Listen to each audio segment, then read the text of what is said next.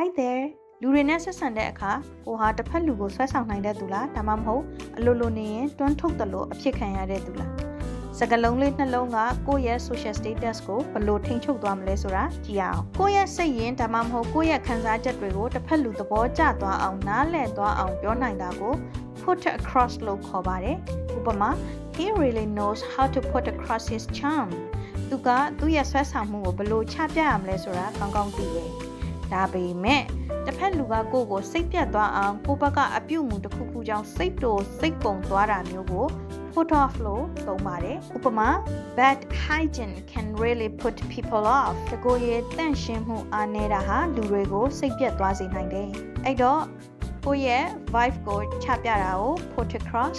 လူတွေကိုတွန်းထုတ်မိနေတာ put off okay ဒီနေ့မျှဝေပေးမယ့်သင်ခန်းစာပြီးပြီဆိုတော့ mind blowing quiz လေးကိုတွားရအောင်အင်္ဂလိပ်စာမှာအဓိပ္ပာယ်ဖွင့်ဆိုချက်အများဆုံးရှိတဲ့